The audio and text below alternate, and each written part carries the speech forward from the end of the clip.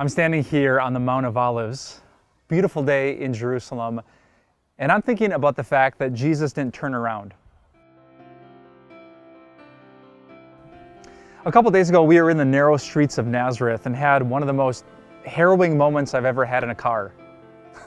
A narrow little road, we came to a street where other drivers came the same way, cars parked on either side, nowhere to go, angry drivers shouting out the window, and we would have made a U-turn, but we couldn't.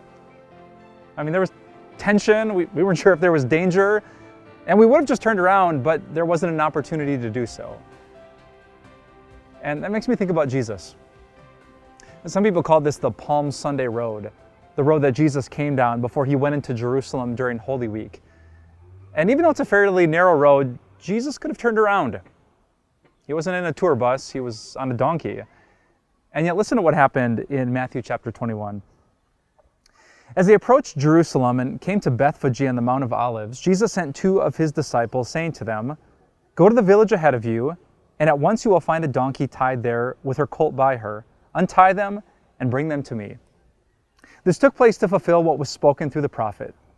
"Say to daughter Zion, see, your king comes to you, gentle and riding on a donkey, on a colt, the foal of a donkey." Then Jesus entered Jerusalem. The crowd said, "This is Jesus, the prophet from Nazareth in Galilee." That is amazing to think about, because Jesus knew exactly what would happen at the bottom of this hill. That in Jerusalem, within days, he would be questioned, criticized, attacked, cornered, eventually betrayed, flogged, mocked, jeered, crucified, and killed. He knew the danger was way worse than what we faced in Nazareth sitting in that car. And Jesus was still up here. He easily could have turned around. He could have said to his disciples, on second thought, don't get the donkey. But he did. The prophecy was fulfilled. "See, Zion, your king comes to you, gentle and riding on a donkey." Jesus came as the Lamb of God, gentle and humble. He knew the danger ahead of him, but he didn't U-turn, and he did it for us.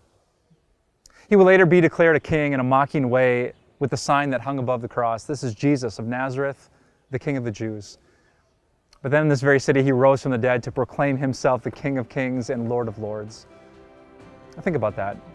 Jesus didn't run away from the danger, and he did that for us.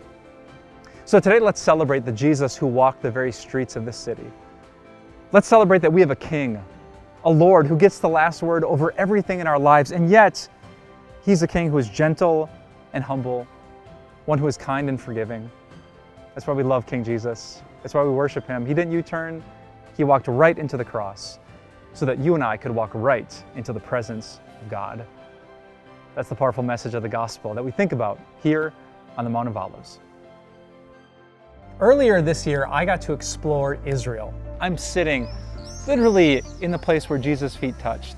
I saw some amazing places. The old city of Jerusalem, the Garden of Gethsemane, beautiful Nazareth, and the Mount of Beatitudes, Capernaum, on the shores of the Sea of Galilee.